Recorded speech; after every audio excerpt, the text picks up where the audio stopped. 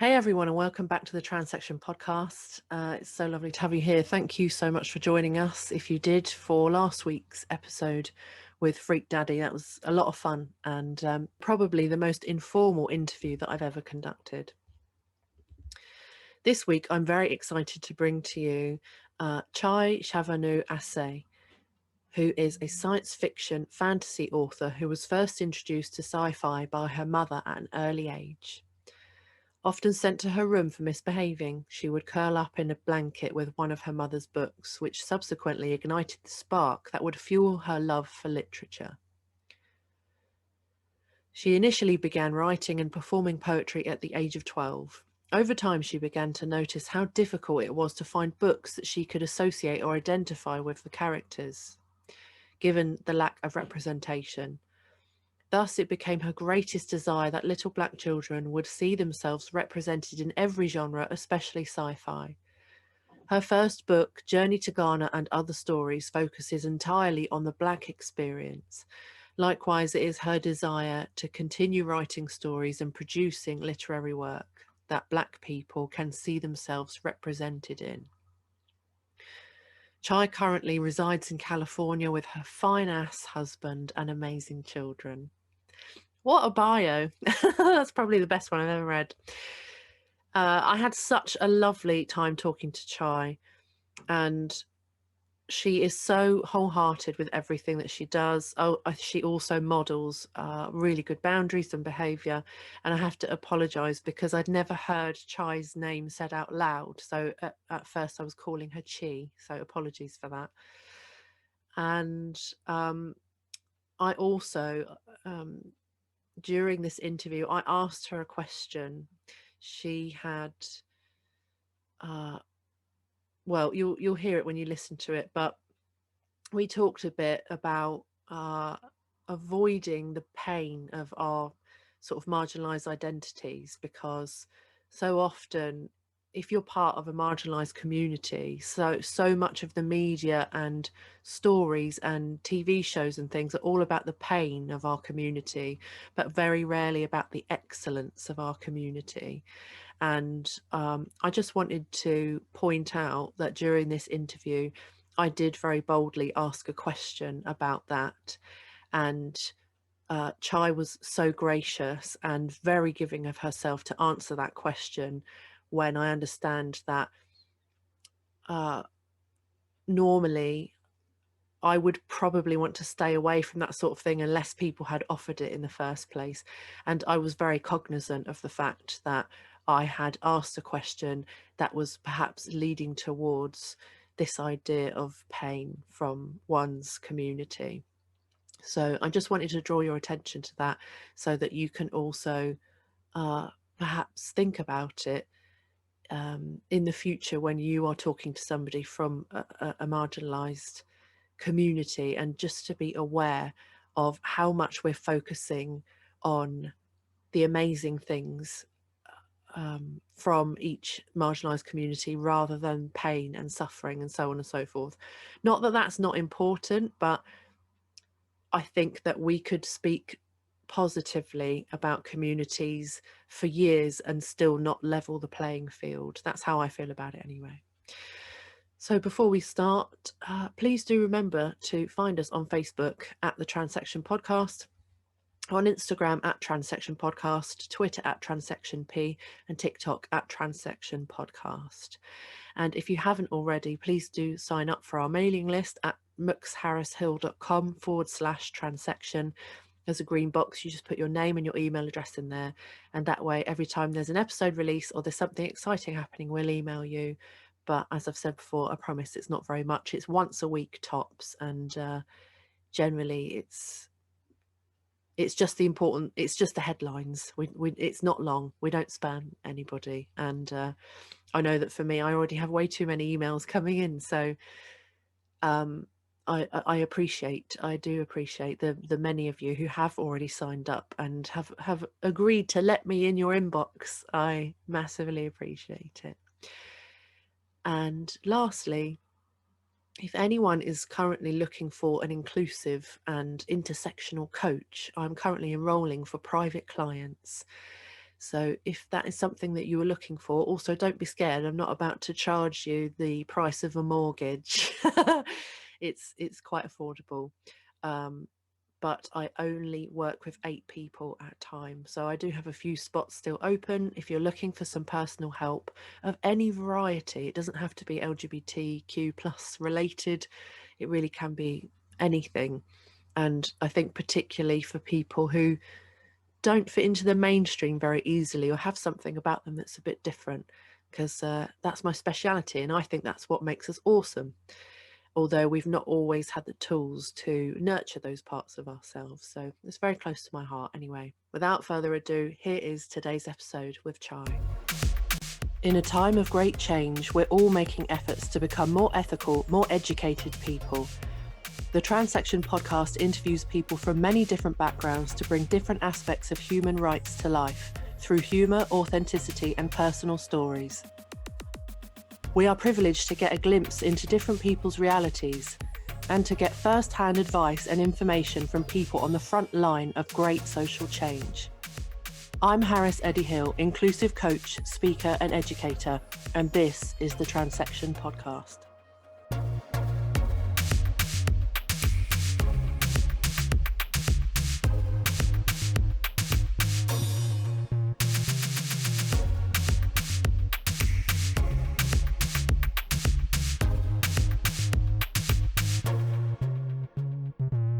So hey everyone, and welcome to the Transection podcast. And today I am joined by Chi. Hey Chi, how are you doing?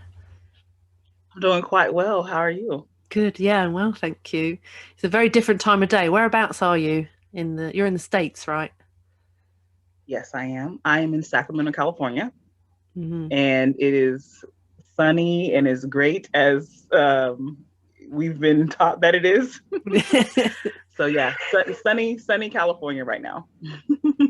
Nice. I'm only a little bit jealous. I Yeah, imagine that my California heart. would be a bit more my speed weather-wise. I think that you would love it. I Yeah. think that you will love it. It's we do have places where it snows, not where I live though. But high in the mountains, we do get snow. It's a very interesting landscape, but a lot of deserty more type of landscapes. Mm, Yeah. yeah.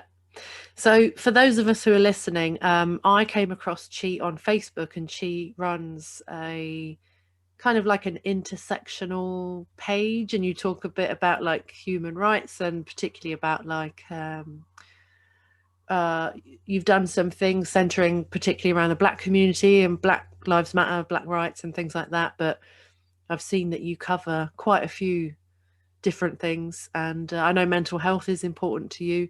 How did you end up getting into running a Facebook page? How did that come about? So this is an interesting question because it actually started out as Chai the poet. So I was just trying to promote my poetry, and I was like, let me just start a Facebook page and see what goes, what happens from there. And so I started the page, and just slowly, just random things were coming into my space in terms of foolery. Thus the ratchet part of the name, Chai the Woke Ratchet. Um, so the foolery was coming forth, and then a lot of political things were happening. Not too long after, not too long, I guess, like around the time I made it, or maybe right before I made the page. Tamir Rice had gotten murdered by the police. He was a 12-year-old. He was playing with a pellet gun or a BB gun, and someone called the police on him, and then the police showed up, and literally 0.12 seconds, that's what the camera said, he pretty much got out of his car and started shooting. So it was the inspiration in terms of like the political. We had Trayvon Martin not too long before, and then around that same time, Tamir Rice and Sandra Bland, and so that's where the political portion came from. It was exhausting, and I just needed a way to express myself. Mm, So I did it on the Facebook page, and it just started growing from there. that's amazing. And how did a lot of that stuff affect you? Because I mean, I've got quite a few Black friends in various places in America, And obviously, I have yet to hear someone say, as a Black person, my upbringing in the States has been great. I've had zero problems. um, but how was all of that stuff for you when all of those political things were happening? And you know, if did those things, particularly with like Trayvon Martin and Tamir Rice, did that bring like a new level of concern for you, or like what was the impact around that time for you? Right. So normally I wouldn't answer questions like this because it's painful, and it impacts, but because it's directly connected with why the page came forth, I feel comfortable answering. Okay. So I'm going to be honest, it was devastating. Um, I think that social media, technology, cameras on phones have brought forth a new level of connection with the Black trauma in a way that we had not had before. So, of course, we've seen horrific pictures of our ancestors being lynched, and we all know of the civil rights movement, and we all know of someone who's gotten into different things. We saw Rodney King, um, but I feel like technology and social media. I'm gonna use Trayvon Martin's mom as an example. So we heard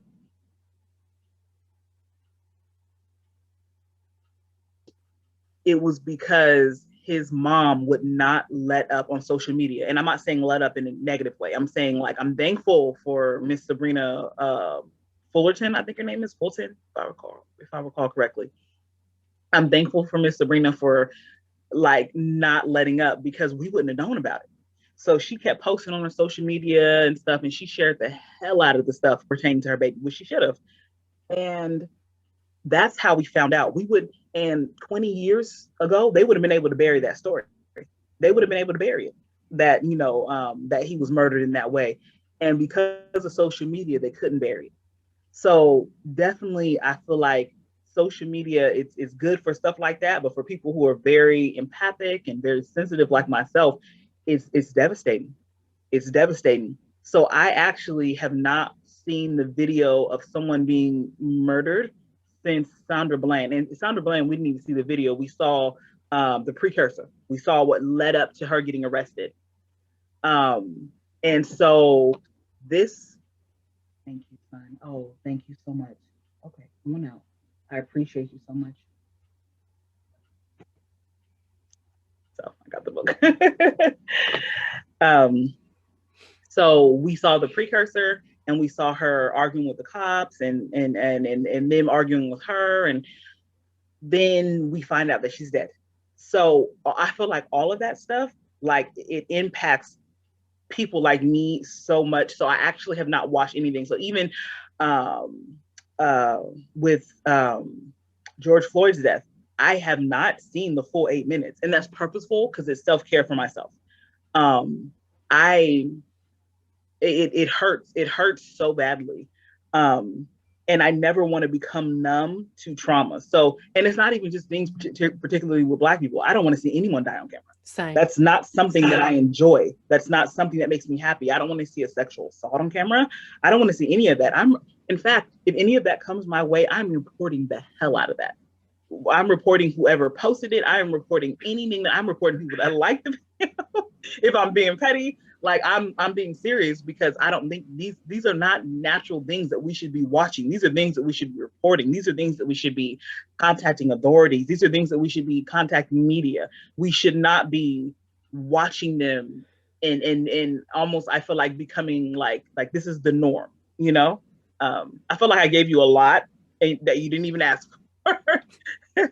I'm just throwing stuff out there, but yeah. No, it's good. It's good. And I agree with you. I'm very empathic, and I gave up watching the news, I think about 6 or 7 years ago.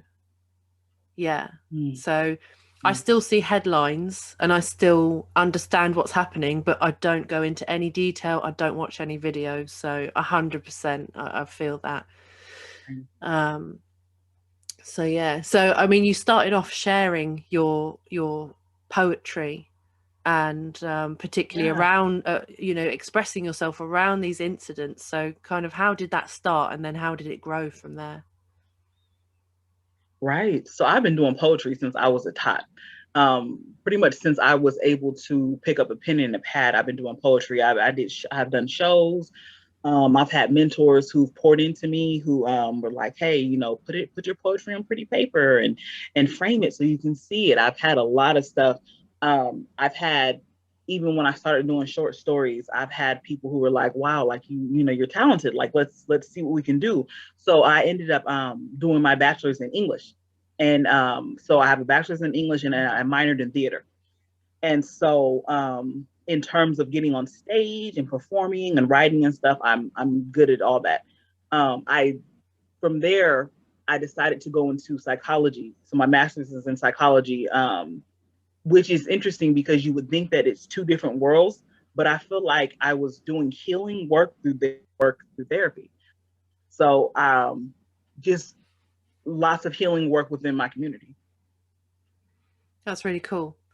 Yeah, and I mean, to me it makes sense that a lot of those things are connected, because self-expression is so important in terms of your mental well-being anyway. And then I think with healing it becomes even more important.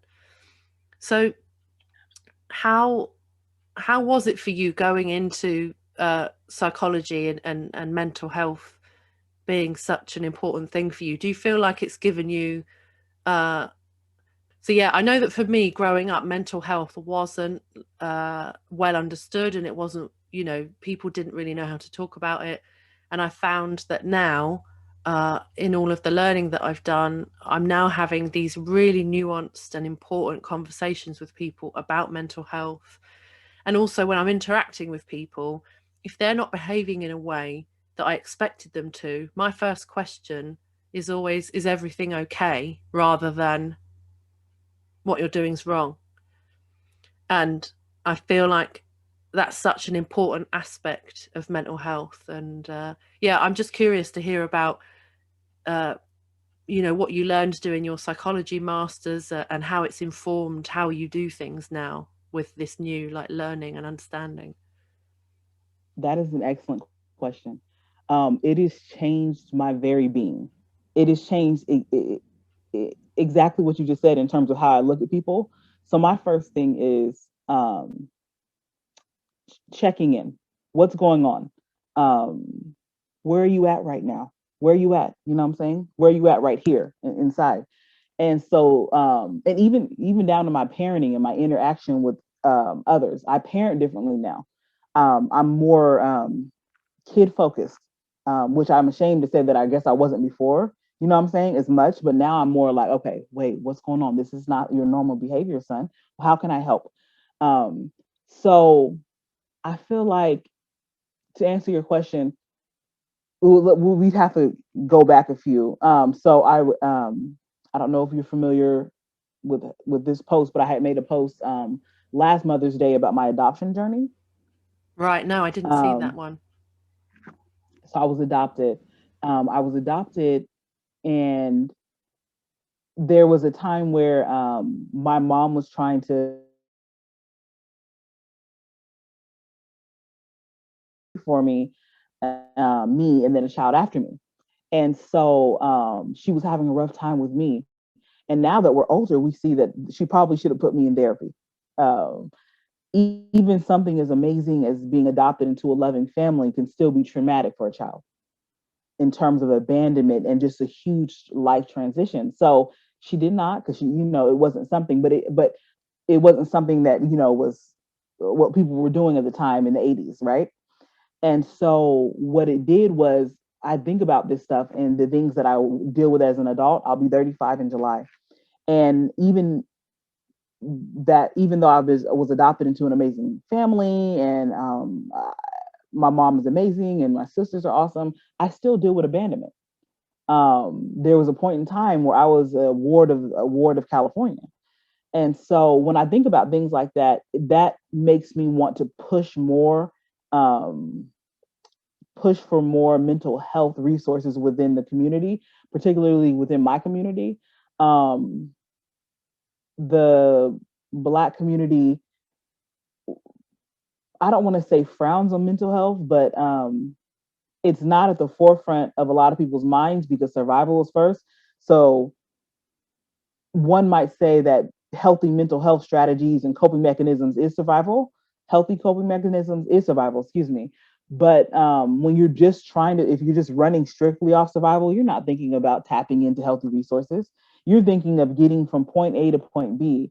And so what we're finding in our community is there's a direct correlation to lack of mental health resources and people being able to self-soothe when they become adults, tap into healthy coping mechanisms such as mindfulness, meditation, communication, emotional awareness. All of those things are lacking in certain areas just because we don't have the resources. And this is, of course, I'm doing painting a broad picture. This is not every Black person, but in certain areas that are concentrated, possibly like probably in the hood and stuff like that, we need to tap in to healthy resources, and we just don't have it. Yeah, I hear that. And it's interesting.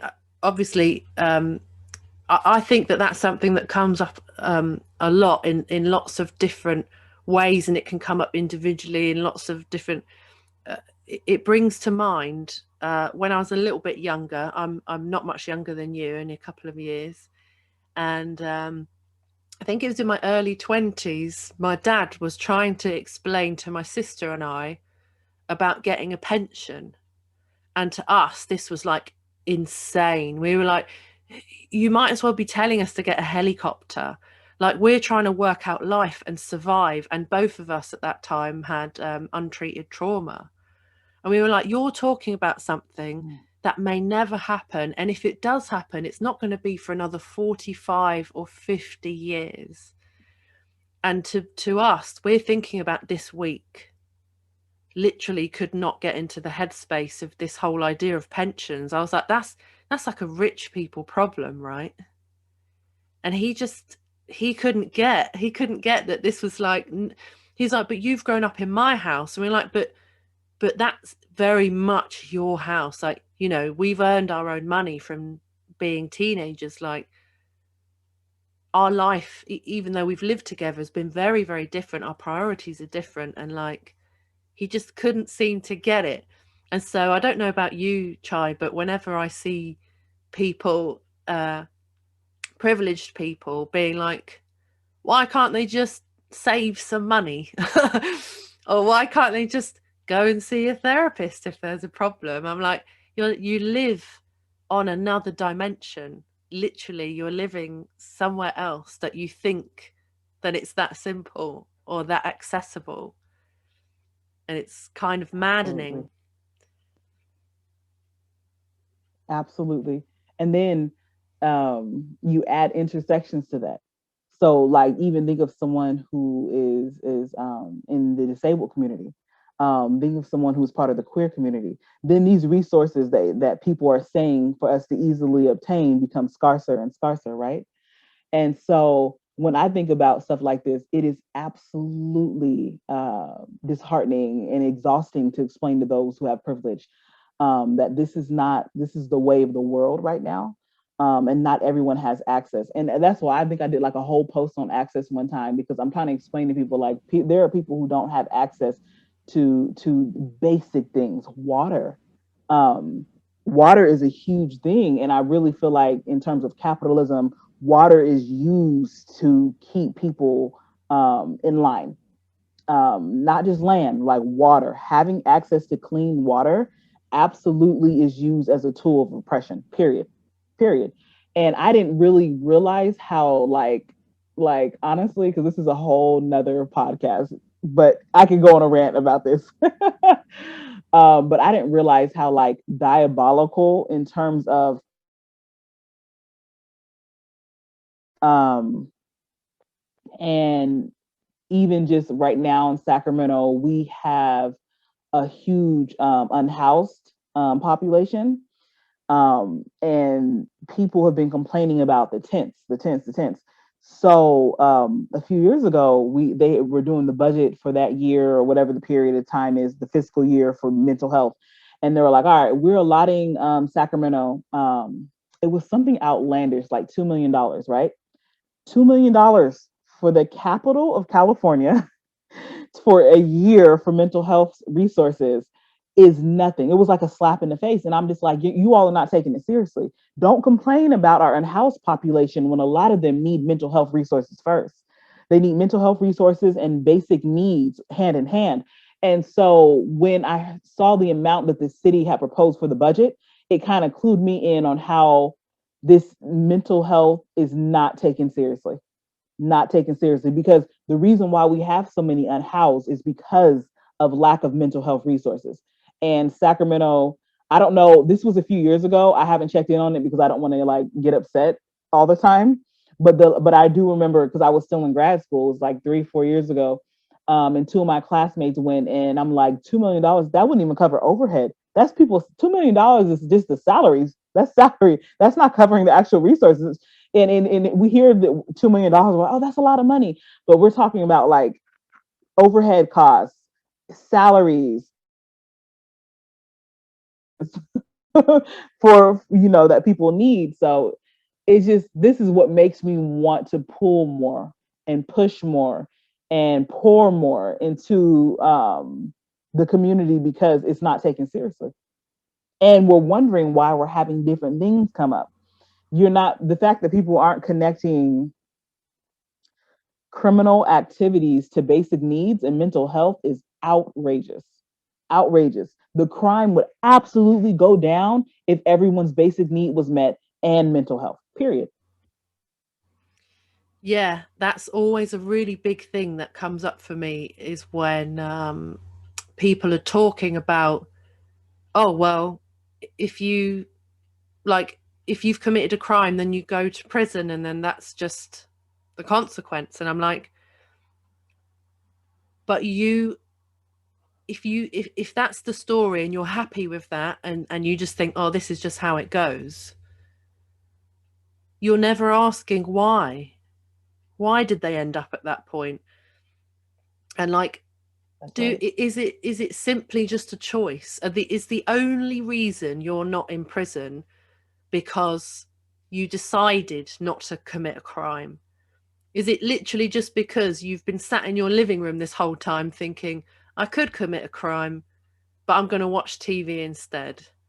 In your mind, is it really that simple that you think that, um, when I was like 2021, I had a friend who was black. He was adopted by a white couple who had no understanding of what his individual needs were going to be. And he ended up with a drug problem. And he then turned to, Zoom oh, sorry, the Zoom broke up. it So did. I literally, it cut out at the point where you said when I was 2021, I had a Okay. friend. I'm just going to I'm just going to switch over my internet. I'm sorry about this. It's okay. Just because it's wobbling a bit. No worries. Thank you.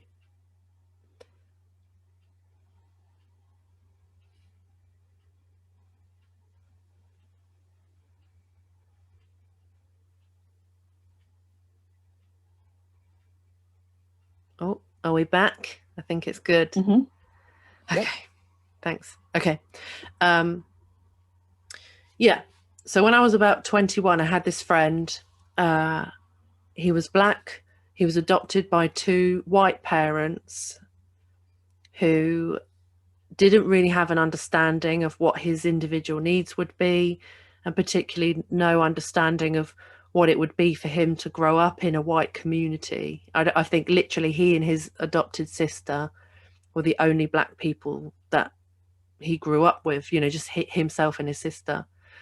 Um, and I watched him, struggle with a heroin addiction. And and when he was younger, he'd been in prison for possession of Class A drugs with intent to supply. I think he'd been in twice for something like that. And it was so obvious to me that here was a really bright, intelligent guy who had just had shit luck, nobody looking out for him, no help, no assistance, severe untreated trauma. And, you know, the majority of the time I spent with him, he was so caring and lovely and very nurturing.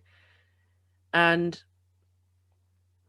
I really feel like people need, like the general public and particularly privileged people, need to really know people in prison and in these situations, because I don't think they would be able to hold on to these really bizarre ideas of what it means to be a criminal and why you end up there. Because I mean, for sure, you occasionally come across somebody who, as you know, as a child, for some reason, thought about kicking the family dog, and then it just got worse. But I mean, on average, we're talking about average people who've had a shit time. Like, how do you When you get? think of, Sorry. no, go ahead. I'm sorry. Yeah. So I was just curious, Chai, about how you address those sorts of things, because obviously running a Facebook page is an adventure in itself. But on the occasions that you're having good interactions where you're educating people, like how do you end up talking about those things? What do you explain and what do you tell them? Well, real quick, and I'm sorry I interrupted you. I have a habit of doing that because I get excited. It's okay. But when you think of class and hierarchy, it's almost like your friend and people like him are meant to exist to absorb people of their feelings of remorse in terms of their lifestyle, if that makes sense. So, for instance, like your friend is necessary. Um, Everything that he's gone through, everything that's happened to him is necessary for certain people to feel better about their own lives. They're able to say, at least I'm not like him, or then they'll come up with justifications where like, well, if he hadn't done this, this wouldn't have happened. He was adopted into a good family. Why didn't he turn out better? There's so many just different things like that kind of comes down. And I always think about stuff like that. Like people don't understand that this stuff is strategic. Your friend is absolutely a part of whatever systemic um, measures that UK has in place. I don't know the intricacies, but I can say for Black men in the United States, there is absolutely 1,000,000% a system that was set up for Black men to fail, for Black people to fail. And sometimes people are just like, that's overgeneralization. That doesn't happen. And then I tell people to Google something called redlining. Redlining was something. Oh, okay. So you know what that is. Okay. I didn't know if they have that in the UK and or have something like that. But I know out here, for the purpose of those who are listening, redlining is something where um, the best way to describe it is Black people were trying to buy houses in better neighborhoods so that they can gain access to just nicer housing. Excuse me. Um, uh, Different things in terms of zoning, schools, just better neighborhoods than they had been afforded to. And what happened was laws were put into place so that Black people could not buy um, houses in white neighborhoods. That's the gist of what it is. It's a little bit more intricate than that. But sometimes I think of stuff like that and I'm like, some of this stuff in terms of racism is like downright diabolical, you know? Like it's not even just because what happens is, okay, then the kid doesn't go to a good school. Then they become an adult and get a shit job. And then from there, their shit job, then the economy starts tanking and then they lose their job. Okay, so then they have a family support now. So what do they do then? They might start looking at unsavory sources of money. And it's easy for people to say, what, just get another job. But what if there's no job available? Okay, well, you just keep looking, but your children are hungry. you're about to lose your house. It's so intricate in terms of how things were set up, and it all started from like one thing in terms of systemic racism. It's so deep. It's so diabolical. Yeah, definitely. And I only learnt about redlining recently, and about this whole idea that certain neighborhoods would never be uh, they would never be allowed to get a mortgage, and therefore those families, and particularly families in kind of more ghettoized areas, would never be able to inherit like generational wealth. And that's why, Yep. and by the time Yep. you're allowed to accumulate this money, I mean, this rent, everyone has to pay rent or mortgage or something, unless you have been given a house or won the lottery or something. um so to me, it seems like so obvious that if one of the biggest outgoings of your entire life, financially speaking, is where you live, the building that you live in, and you're not allowed to accumulate that, and you're giving that to somebody else, and that's happening generation Right. after generation, you know Mm-hmm. it makes perfect sense to me that is going to have an enormous knock-on effect. I mean, I think even now about the difference of my friends whose parents have a mortgage versus those who don't. And I'm talking about just, white people who've had access to fairly good schools. And even the Right. difference for them is so obvious and so measurable. And I've had friends in my lifetime who have had the opportunity, their family have had the opportunity in the time that I've known them, to buy their own house. And what a difference that has made to their quality of living has just been like, I've Yep. got chills as I say that. Um, Yeah. Yeah. and yeah, do you get a lot of It trolls on really your? just comes down. Sorry, you Oh, I'm go. sorry. No, you go. You go. It comes down. I was just gonna say that it literally comes down to access. That is the word of the year. I didn't even realize how many things were barred by access. Even I was speaking to a friend of mine. It's a lesbian couple, and even just things in terms of healthcare. There's things that are barred and act, and I'm just like things I don't even think of. I'm queer, but I'm married to a man, and so even just what's afforded to us as a straight presenting couple, it's things when it comes to access, like literally the things that you don't even think of. We don't have to think about healthcare and signing different things. We don't have to think about birth certificate stuff, with kids and stuff. He was able to sign it without any question. So I always think about access now, when people are telling me like, okay, I've had a tough time with this and stuff, without like jumping to conclusions like, well, why haven't you? Why? Now I think of, okay, what are some things that this person has been like barred from in terms of access? I try to like think like that now because the world is showing that they're not accepting. Um, I always tell this story. One of my best friends was part of a lawsuit. And when I tell people that racism is so systemic and diabolical, I need people to understand like it's right here, like it's not far away. So basically, she belongs to a bank, and the bank was not giving loans out to Black people and brown people, and they was trying to figure out like how are they doing this. So they started investigating, excuse me, and they found out that they were using people's zip codes. Do you all have zip codes out there? Oh, okay. Just want to make sure. I'm probably asking silly questions. I just want to make sure. So they were using people's zip codes um, to deny loans. So basically, if they ran your zip code and saw that you lived in the hood, you were denied a loan automatically. And so my best friend was part of this class action suit. She ended up getting a tiny bit of money, but it was so many people. And so I think about that sometimes because it's like when we talk about systemic racism and it being diabolical, like like you don't want poor people to have stuff. You don't want poor Black people to have stuff. You don't want poor. It's like the intersections then, because it's not even just about you being poor now. It's being poor and Black. being poor and black, brown, being poor, black, brown, and disabled. Like it's so many things that are like that are connected, but it all comes down to good old fashioned racism. It's just it's ridiculous. I think you were about to ask a question pertaining to trolls. Yes.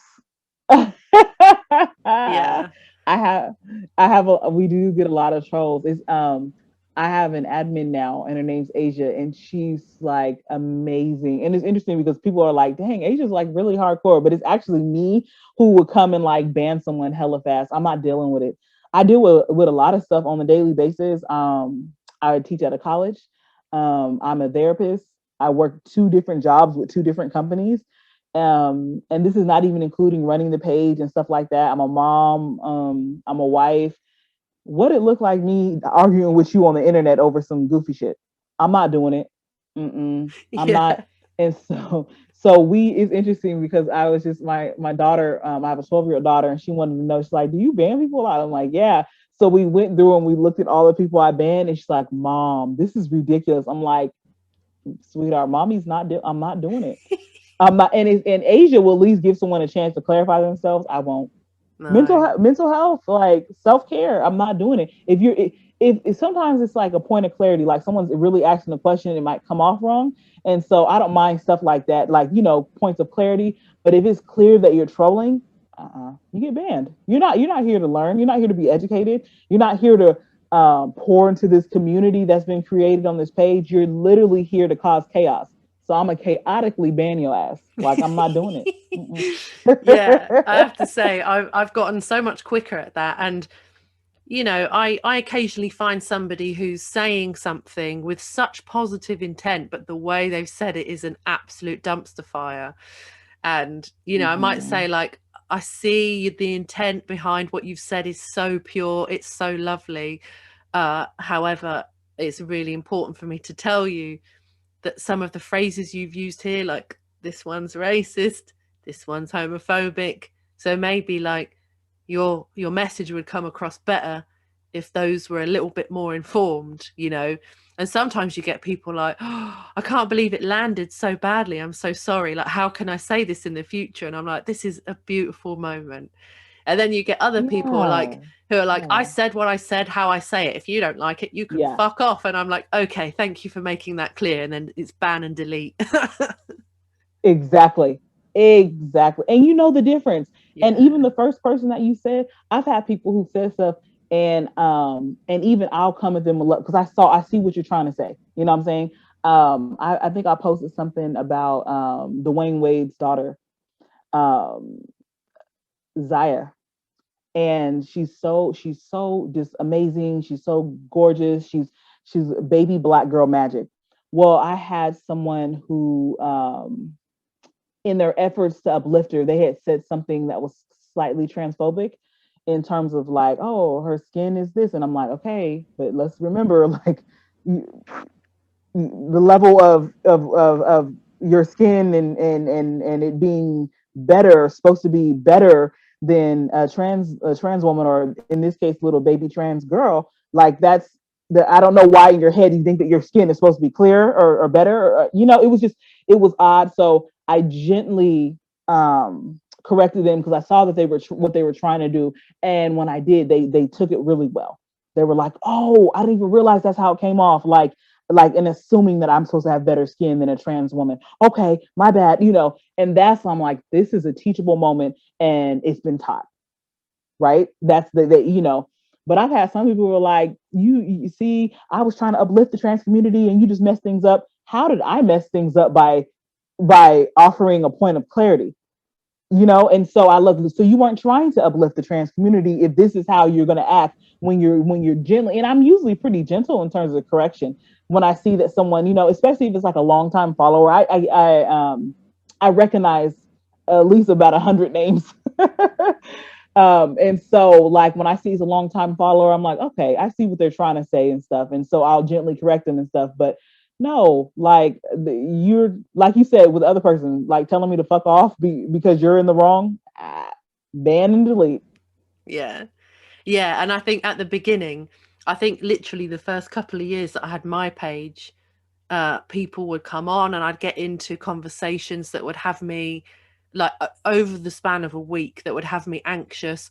And then when people were like, my friends were like, oh, hey, how's it going? I'll be like, oh my God, there's this right dickhead on my page, and they said this, and then I said that. And I look back at that like, man, you're never going to get that time back. You should have just cut and run.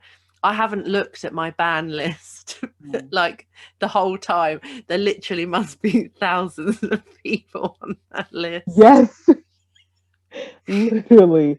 For real, for real. Honestly, like you can usually tell within the first. It's interesting because it's like you don't think that there's a tone in terms of writing, but there is, and you can tell within the first few sentences, the first few words, usually if someone's intentions are pure. Um, and most of the time, most of the people on my page and stuff, they usually are chill. They just don't know the wording. And they're trying. They're trying because they want to be more inclusive. I've had people hit me up and was all like, that post that you made about Zaya Wade. I thank you. I have a little cousin, and she's talked to the family about how she feels she's trans, and your page has really helped and stuff. And I'm like, well, good. I said, please, and I'll end it like, please nurture her. Please let her know that if there's other family members who are being hurtful, that you're a safe place. And then I end it like that. But it's interesting that a lot of people are there to learn. A lot of people do follow to learn, because most people, if they're not there to learn, they just, oh, this is not the page for me. I do have a few active trolls. I feel like they switch pages sometimes. So I've been doing my best, between me and Asia, been doing our best to ban. And I know that there's active trolls on my page because they report shit. They'll report something usually race related. A lot of people can't hold it with conversations about race. I think a lot of people think that I'm making stuff out to be worse than it is. That's, oh no, Black people, that's still not happening. That sounds like this. And I'm like, guys, I'm posting a reputable article. Like, this really happened. There was a young man who had gotten lynched in the LA County area a few months back, and they're calling it death by suicide. But I'm like, nope, nope. He did not do it in a public place, in a field, and I said no. And so I got, this is the stuff that people push back on. He says that he died by suicide, and I'm like, but he didn't, you all. He didn't. Like, there's that no. Literally This is today. the type. Sorry. I was just going to say, literally today, I saw a post. I don't think it was on your page, but it was on one of the Black-owned pages that I follow. And there were all these Black people kind of joking, kind of not, being like, hey, just so you know, if you ever find me dead anywhere, it wasn't suicide. Like, I don't feel that way. I would never do that. I wouldn't ever write a note, like, take this as my statement that would never be me. And they were kind of joking about it. But I was like, it's gallows humor when you're dealing with something that's this awful, right? So, obviously Right. you see that kind of humor as a coping mechanism. But I was like, Absolutely. how awful that somebody has to say, like, if you ever find me dead, I didn't do it to myself. Like, that hit me We pretty did a hard. lot, right? We did that a lot after Sandra Bland. That was the first time I feel like I started seeing a lot of those posts. But you're right, though. It is absolutely gallows humor. Um, and honestly, Black people in comedy and coping in horrific times go hand in hand. And it's interesting because you'll see a post like, man, Black people can never take shit seriously, because there's literally nothing we can do to change it. So and this goes into coping, and this goes into us having access and stuff, because some stuff is like, okay, guys, we have to be serious about that. Nope, someone makes a joke. And it's coping. We don't have all of the help of the coping mechanisms. Well, we do, it's inside of us. We haven't had someone really show us how to cope with certain things, and so laughing about it has been very helpful. And then honestly, some people feel like, what's the point? It's going to happen again. We're going to have another police involved shooting. We're going to have another little Black kid get shot by his homeboys on the street. You know what I'm saying? We don't have access. We don't have resources. These things are going to keep happening. So what's the point? Let me just make a joke about it. And honestly, I can't tell someone how to cope. I can try to show them through the people that I work with and my posts and stuff, but I get it. I get it. It's very, very bleak. Um, it's a very bleak world for those who don't have access to certain tools. Yeah, I get that. How do you think that things are going to change moving forward? Like how can we make that change as a community of people who are empathetic and care about each other? Um, so I feel like one of the things we need to do is start challenging our leaders around us. And I'm not just talking about like church leaders and stuff like that. I'm talking about political leaders, those who are like within our community, aldermen, council members, stuff like that, so that they can take it up the chain. Because I feel, and we need to start attending these meetings. And this is even me talking to myself because I know my schedule is wildly, ridiculously full all the time. But even myself, like attending these council meetings, we need to start writing our politicians and the people that represent our neighborhoods, because some of this stuff is directly coming from just like neighborhood, like not having neighborhoods, excuse me, not having these resources. So, for example, one of the hoods out here is Oak Park. Oak Park is a notorious hood. Is currently being gentrified right now, which is infuriating because it's pushing Black people who've lived in Oak Park for years out of their home. But one of the things with Oak Park, also in the midst of being gentrified, there's a food desert. There was one store that really was like the food source for a lot of people, and I think actually it was called like Food Source or Food something like that.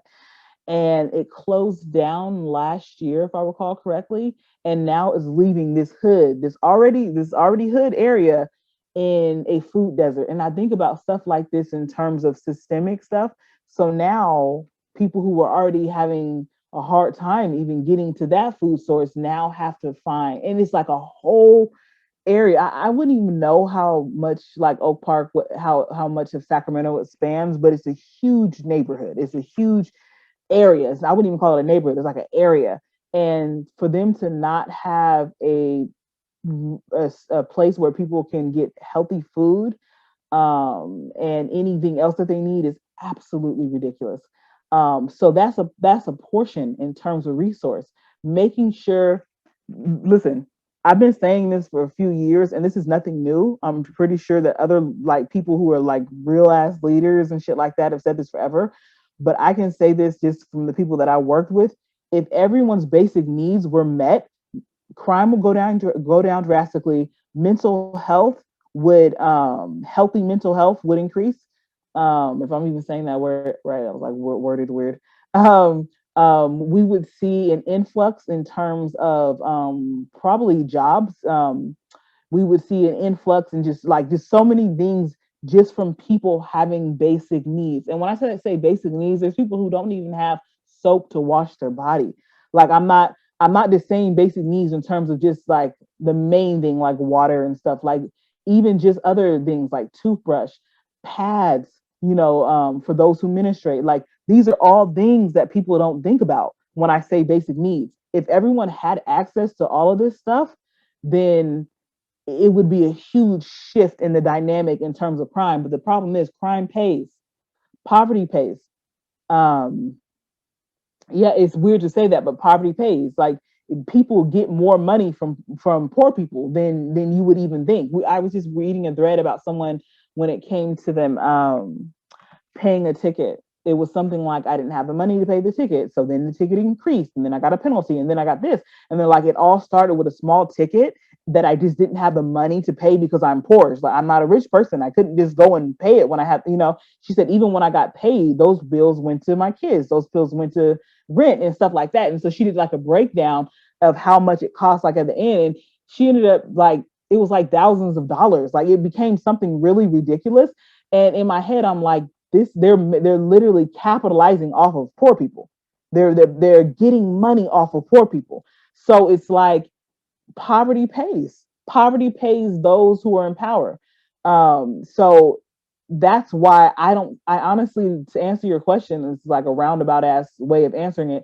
I don't see it shifting until we start holding these leaders accountable who are getting paid off the misery of others. Yeah, I would agree with that. And I think restructuring as well, because I've been in the coaching industry for a few years now, and it's not quite the same as the mental health thing. And you particularly end up with a lot of cisgender, heterosexual, white people talking about how to make the world a better place. But there's no discussion, there's no acknowledgement of like privilege or um, intersectional anything. And you look at people like Tony Robbins, who's like, in a year I'm gonna feed 1 million Americans or something. And I'm like, fucking, that's great, Tony. It's great that you've bought people dinner, but how about restructuring the whole of the fucking country? Like, you are powerful and you're fucking, he's so rich, he's absolutely minted. And he has a lot of influence. He knows a lot of people, and he's an NLP like master or whatever. Like, he's got a lot of tools at his disposal, but I don't see that he's taking part in any conversations around eradicating poverty or making sure that white saviors like him are never going to be needed again. He might feel great about feeding poor people, but he's, as far as I'm concerned or aware, he's not doing anything about making sure that poor people are no longer poor and that the system can change. There we go. And they That's say as it. well, like, you can win the lottery, like anybody could win the lottery, but if you're not used to having money, you actually don't know how to keep that money, how to grow that money, what to do with it. You'll often not be around other people who can help you either. And they say that even if you divided the world's money equally between literally everybody, I think it's within like a few years, maybe 5 or 10 years max, all of that money would go back to exactly where it is now, because of the way that the world and systems are set up. And every time that, yeah, every time I hear these sorts of conversations where like, oh, but we're doing this to help these people, we've donated these things, I'm like, that is, as you Americans would say, a band-aid for the situation, or as we would say in England, a plaster. Exactly it. Okay. I like that, a plaster. Yeah. Because that's a good one, because at the end of the day the hole is still there, right? We just Yeah. kind of put a little Yeah. thin veil of something over it. That's exactly it. We're not finding the root of the problem. We're it's absolutely a band-aid or a plaster. I actually, it's always out here, and I'm not sure if it's the same goodwill foolery out there around the holidays, but the holidays really shows who people are. So you have people who are giving out turkeys, and turkeys is like the driest meat ever. Just FYI, it's just dry as hell. I don't know if you feel the same way. But so you have people who are Yes. giving out turkeys. Yeah, it's a dry ass meat. You have people giving out turkeys. You have people who are giving out toys for kids who are in need. All of which is awesome. You know what I'm saying? It's awesome that people are going to have a big ass, dry ass turkey to eat off for a few days, and it's awesome that kids who don't have gifts are able to have gifts and stuff. But you're right though. This it even still comes out down to it. Why aren't the parents able to buy gifts? Oh, one parent is in jail. Why is that parent in jail? They were selling drugs. Why were they selling drugs? So when we get down to the root, they were selling drugs because they couldn't find work, and they're trying to feed their family. So it's like all of this. So now you have some person, a goodwill person, a rich person. Oh, I'm going to give gifts and stuff. That's a tax write off. You know what I'm saying? So now your needs are met in terms of the tax write off, and these kids have toys, but they don't have their dad. I bet you any child, you ask any child right now who has a dad who was locked up, would they rather have presents for Christmas or would they rather have their dad? They are going to say, without a doubt, their father. They are going to say they want their dad. So for me, it's like you said, it's the plaster of the situation. What are we covering up? Because I feel like all of this goodwill and stuff, like the holiday season, people show what they're really doing. Um, One organization which I thought was awesome, paid the bail for all of the moms to get out for the holidays 2 years ago. It wasn't in Sacramento. And that was all like, that's what the fuck I'm talking about. You talk to me about shit like that. That's that. I was over here like, yes, because that organization did it right. These kids don't want presents. You think a kid, if I got locked up right now, my kids are gonna want me, period. And so that shows me, but this is a grassroots organization. Other organizations is like this is what we need versus, you know what I'm saying? We need parents out of prison. We need to be looking at their sentence. Statistically, in the United States at least, um, it's either the first or the second reason that women are locked up is because of domestic violence. They kill their abusers. So now this mom who's been living with an abusive boyfriend, abusive husband, abusive anything, okay? They murder their abuser because they're sick of it. They're sick and getting beat up on, and now they're in prison for life. Where are we at with this? Because it's not, and this is not me saying that a murderer should go free, but is prison the way? Is prison the way to solve this? I mean, it, these are all the things. Like I really feel like mental health would be the way. And I'm not going to say I'm applauding them for killing their abuser. What I'm saying is, as a DV survivor, I understand it. One, and then on the mental health side, I understand it as well. Why are we providing resources then? Why can't we have an entity where they are at getting mental health resources so that they can deal with the trauma of murdering their abuser? Like it's these are the things that where my mind goes in terms of like access and resources and stuff like that. And it comes down to people not caring. They make more money off of a mom who killed her abuser being in jail for life than they would with a mom going through a program or a process where they get help and aid with the trauma, and us making sure like, hey, you can't go out and kill every abuser now. You know what I'm saying? Let's give you the healthy tools. Whatever process, maybe 6 months or whatever, for them to heal and go out and just contribute to their family and stuff like that, versus them being in prison. It's they're not going to make money off of that. Yeah, I hear that.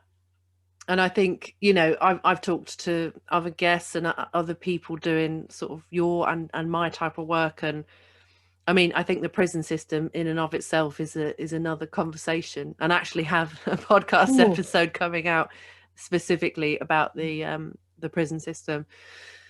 But yeah, it's such an undertaking, and I really do hope, I know that people say things about social media like, oh, you shouldn't be on social media for too long, and you should be careful about getting too much gratification or validation with your selfies. And I'm like, well, yes, but I think one of the things that it does do is that to some extent it does level the playing field, so that we can start to have these conversations and read people's stories and start to think, actually, I've read this person's story and this challenges an idea that I had. And that's the first story that they read. But by the time they've read 100, I'm convinced that they will then be like, my preconception was absolute bullshit. And I don't think that it takes too much, potentially, going from that ignorant place of having these sort of misunderstandings to being like, I see it now. Right. I think it's that small of a gap, and that gives me hope. And I know that things are still bad, and we've, like, in the US, literally, was it today or yesterday, there was another shooting of a young black guy, Yes. and but it's changing, and it's not changing fast enough, and it is going to cost a lot of lives in the meantime. But I really hope that more people can get involved and be like, yeah, it's going to be hard work, but I feel like the same things, the same rights that we're fighting for ourselves or our own communities, are actually the same rights that could be taken away from anyone for any number of different reasons. And, if we're not making sure, if we wanted to pitch this to those who are a bit more self-centered, we might sort of win them over with this idea that, like, if our rights of like this can be taken, then potentially yours could too. But providing that this is completely protected among everyone, regardless of whatever demographics they belong to, that also ensures your safety. Then maybe, maybe we could get people to see it. But I don't know.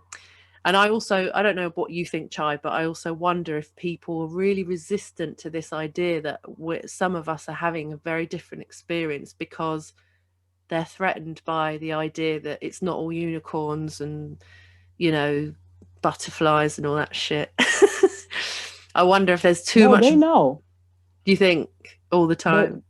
I think they know. I think that they know, and I think that they, like I said before, they need us. They need people who are. It's a hierarchy.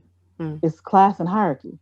There needs to be those below, because then how would you be upper class if there's no one below you? And I know like this is going to go into communism. I'm not saying full ass communism. What I'm trying to say is that even just affording people like the tools they need for survival would, in some people's mind, be taking away from them. Think about it. When, at least out here, when there's a city that's going to do a pride parade for the first time, I'm really proud of them. It's a little tiny city in California called Lodi. A lot of people have been very welcoming of it, but you know, there's a lot of people who are opposed to it. But you're straight, you're hetero, nothing is being taken away from you. But in their mind, they have equated that giving them a parade, not, and they're not even giving it. You're just complaining online. But they have equated that giving them a parade is somehow taking away from their cis hetero rights, which is absolutely ridiculous because they're literally doing a parade um, for those who have never had a parade in that area. And in their mind, this is what, and this is a system. And this is, like I said, when I talk about systemic stuff, this is purposeful. The way that they were able to convince poor white farmers and sharecroppers to be as racist as plantation owners was to let them know that blacks were taking something away from them. So there are people. So it's interesting because a lot of people always think that every white person owned slaves. I said no, slaves were expensive. Slavery was expensive. They had to house, they had to, you know. So only really wealthy people owned, you know, enslaved black people. But they were able to get poor white people to be a part of the plantation in terms of overseeing. They were able to get church going poor white people to be a part of the political agenda. They were able to get that because they convinced them that something was being taken away from them. What does that sound like now? If it doesn't sound like a Trump supporter, you know what I'm saying? There's a quote from some leader. I probably find it online, but they said if you're able to convince like the poorest white man or something, basically it's saying if you're able to convince the poorest white man that something's being taken away from them, then you have got someone who will be oppress others. They worded it differently. I feel like some of this is me, but that was the gist of it. And that quote stays with me. It lives in my head rent free because I always think about that quote. Just being able to convince just someone. Let's not even just say poor white people. Even just someone that something is being taken away from them will cause them to turn on whoever that person is. You know what I'm saying? And that is what we're seeing. That's what we saw with Trump supporters. He ran his entire platform off of talking about Mexicans and people from South America taking something away from them. So it's just, I really feel like this is how people have been able to get other people on board of oppressing. And then you got these rich people who are sitting back just like, okay, did my job. Like not even know that like you're being used as a tool. Trump, I always say like when I would see Trump supporters, the ones who are from rural areas and stuff, Trump wouldn't even sit down and have a beer with you. He would never even sit down at the same table as you. He might shake your hand at a rally, but in terms of his personal time, he spends it with other rich people. He absolutely spends his time with other rich people. He's Yeah. not worried about you. Like, so I think about this stuff, like, you know, just in terms of people and how they vote against their best interests. They get on platforms and talk about how much they are upset about stuff because they feel like something from me is being taken away. You are hoarding something from me.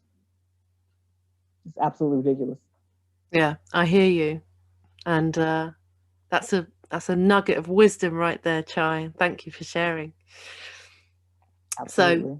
before we finish today, I wanted to ask you, Chai, about your book. Tell us about your book, and also, I'm Yeah. fascinated with the whole process of writing and publishing a book because it's a dream of mine. And yeah, just go for it. Tell me everything.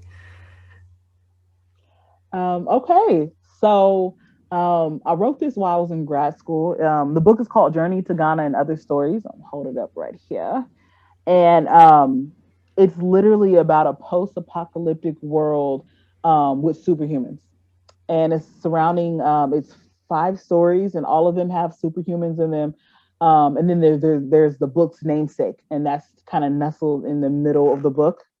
Um, so Journey to Ghana is about a mom, a single parent mom, who is traveling across the United States to catch a boat where humans and metahumans are living for free in Ghana. So she's in the United States. And so I wrote this book. So I was raised super like sci-fi. My mom's a Trekkie, loves Star Trek, loves all that stuff. And so I've been raised in a household of just phenomenal literature, phenomenal movies and stuff. Because my mom is just really unique in that way. She introduced me to a woman named Octavia E. Butler, who was a science fiction writer. She's passed. I got to meet her in person and get a book signed when I was 19 many years ago. And so that really started it. When I think about this though, I should have been wrote a book. Like I've always had different things swirling around in my head, sci-fi stuff, sci-fi fantasy stuff, and I just have yet to write it down. So few years ago in grad school, I was like, I need to do something self-care. So it started as a self-care project, just writing. Some days I would write pages, some days just one page, some days just a line. But I'm like, every day you have to write something. So I was like midway through my last year of grad school, and I'm like, this is looking like something. This looks like a book. And so I started reaching out to some publishing companies and I started looking at self-publishing, but nothing was really meeting my needs. So I put it out on Facebook. Say, hey, you know, I would really love to publish with a Black-owned publishing company. And someone hooked me up to Vital Narrative, and they were actually past their point of accepting books because they have a deadline. Like they do 2 deadlines each year, and I just missed the deadline by like a week or two. And but he decided to take my book because it was sci-fi. He's like, we don't have any other sci-fi authors on here, so we're gonna, you know, I'll take it. And so it was awesome because Greg, he sat down, he read the book, and he was just like, oh my gosh, like I'm gonna we gotta connect. We gotta we gotta make sure that I get this book published and stuff like that. And so we just went from there, and he made the process really simple. He edited it. He was awesome. The whole process was really awesome. And that's pretty much it. So June 22nd is Octavia E. Butler's birthday, and that's when I published it. So June 22nd will be and it's my grandma's birthday too. Oh, It will be 1 year with Journey to Ghana, and it is honestly my baby. I feel like it's one of my kids. yeah, I can understand that. I think I would feel that way about writing a book, and it is such a I think anything that you create that's had hours poured into it, and you've got this big vision and you chip away at it constantly. I said to a friend yesterday, I said, I'm really near the end of recording for season 3 of my podcast, and this season I was like, I'm going to record everything first and then release. And I was like, I'm so near the end. And the amount of amazing people, including yourself, Chai, who I've got to speak to for this season, has been absolutely amazing.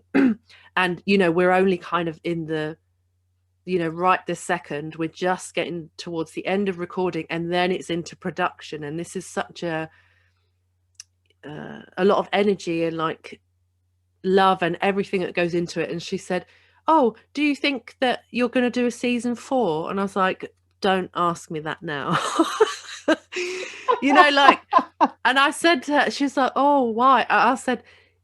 I said, imagine that all of these interviews I'm doing is like being pregnant. You're getting bigger and bigger and heavier and more tired, and you've had all these different things, and you know, everyone knows it's coming, but it's not being birthed yet. But I'm working towards it. Like, you know, labor is imminent, and then all the really big hard work goes into this last part, and then you know, then it's birthed into the world.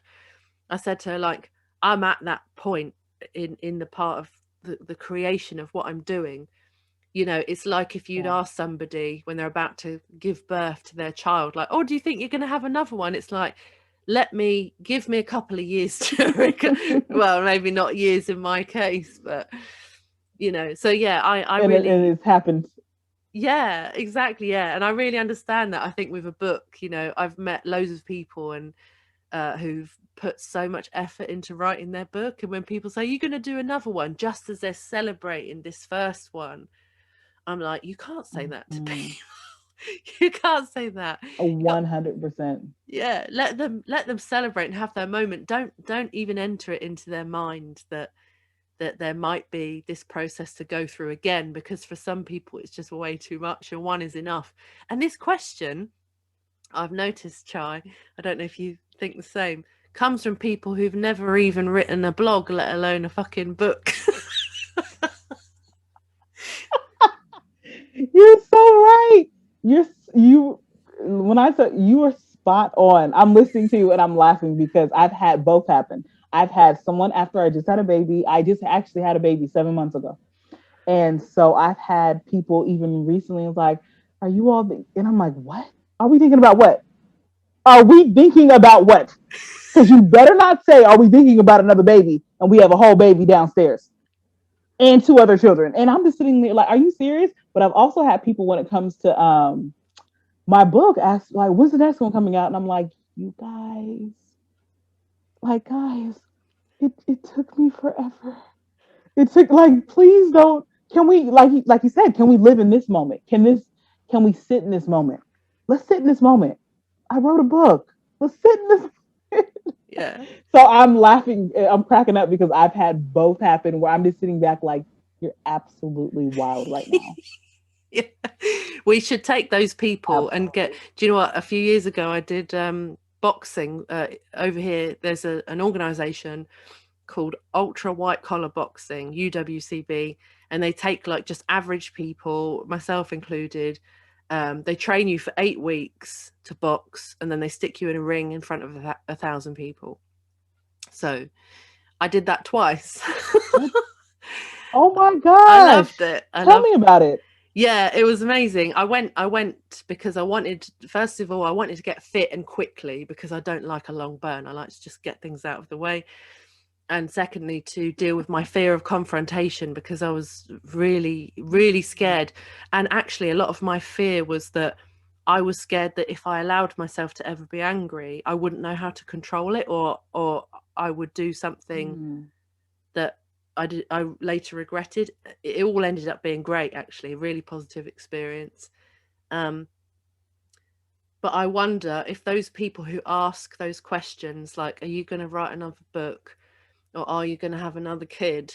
Like immediately after doing it, we should send them to go and do this boxing. They train for 8 weeks. They get stuck in a ring, getting the shit smashed out of them by another amateur who's trying just as desperately not to lose. And straight afterwards, when they're sweaty and their head is drooping because they're that tired, we go, do you fancy doing another one of these?"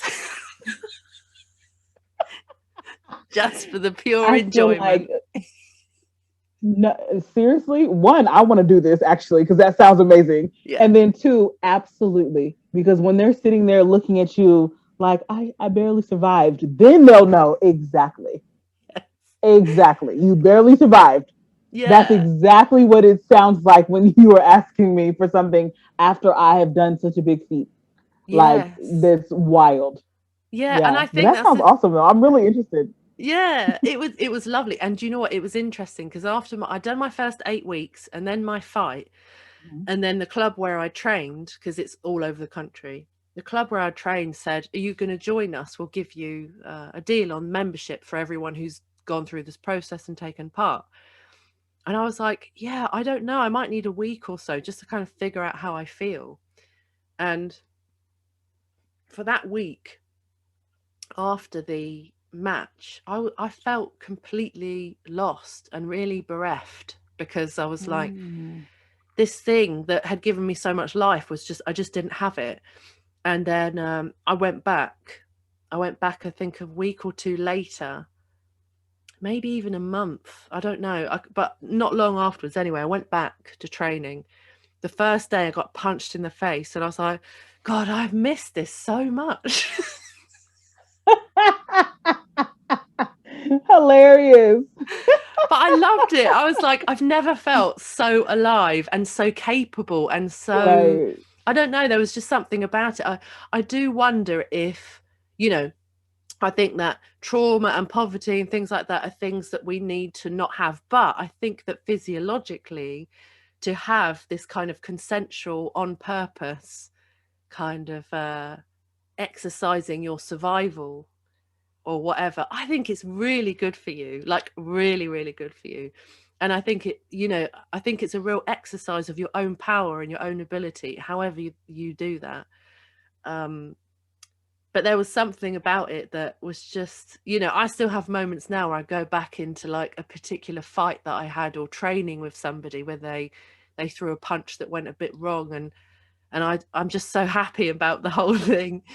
Um, and yeah, I think it's something that people should do if you have that little feeling. And it happened because I'd seen my now brother-in-law, he'd done it, and I'd gone to his match, I think about 3 or 4 months before I joined. And I was there with my sister, his now wife, and his family. And as I was watching him beat the shit out of this guy, part of me was like, this is great. This is so exciting. And I'd never been to a boxing match. I don't watch sports. You know, I used to play rugby a bit when I was younger, but at that time, it had never been kind of really visceral. Like I'd never really gotten into it that much, or I didn't enjoy it. I did it because I was supposed to, but it wasn't really ticking any boxes. But I think later on, you know, this was like late 20s. By the time, you know, I'd developed a bit by then, I dealt with some of my trauma, you know, like I was much, like I've moved on a bit. So it was a shock to me that I would see my brother-in-law, you know, having a fight with somebody and throwing all these punches, and there was blood at the end of it as well. I never expected me to be like, yeah, I want to do that. I want to do Yes. this.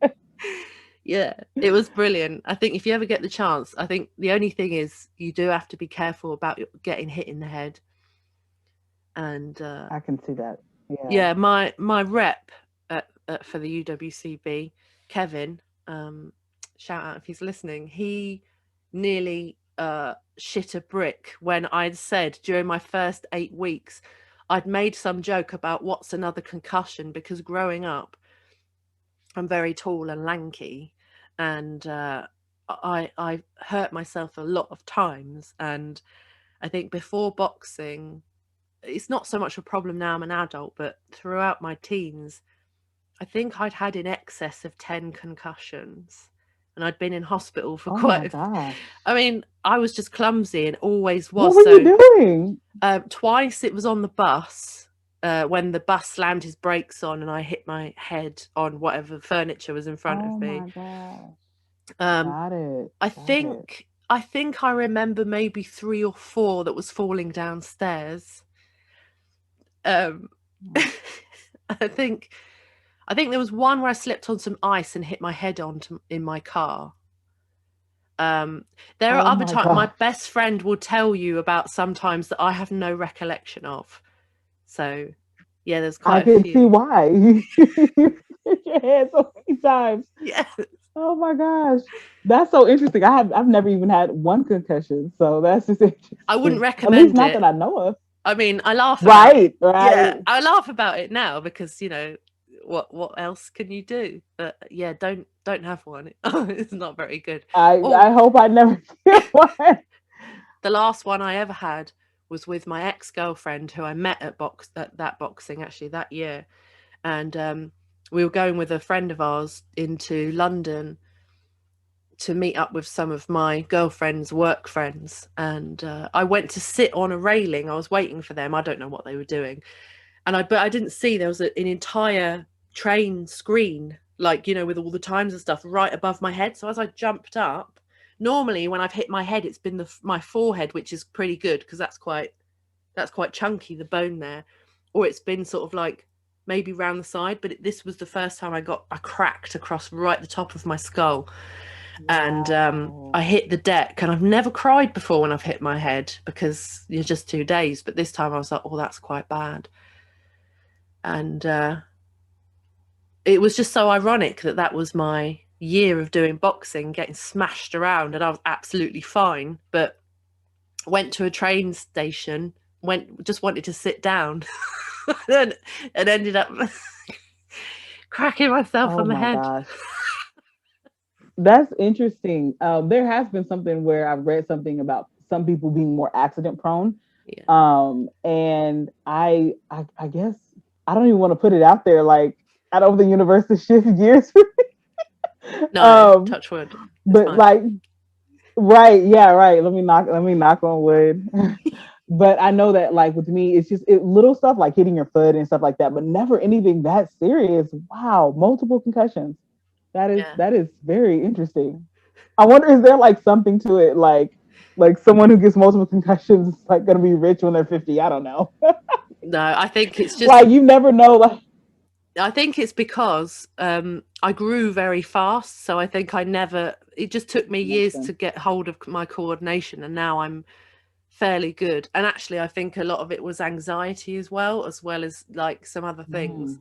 So now I have accidents, but I know when it's going to happen. I'm relaxed and my reflexes are quite quick now. So I'm always saving the situation. Got it. And also, Got it. I normally wear my hair on end. So now I can tell that I'm going to touch something You have cool before I hit hair. my head. So it's sort of like a hair helmet. A buffer.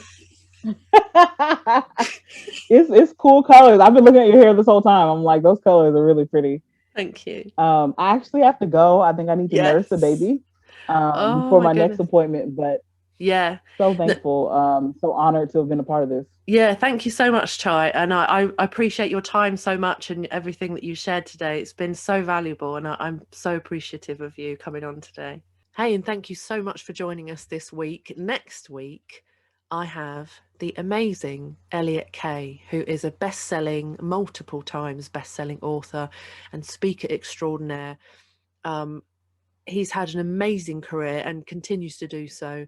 And he's also just such a lovely bloke. He's one of the men that I follow the most, and I find so much of what he says is such a lovely balance of emotional wholesomeness and also very practical advice. And I have actually had the pleasure of working with Elliot myself and putting together talks myself with him one-on-one, and he's just brilliant. He's amazing at his job, and he's great fun, and he's also very sensitive.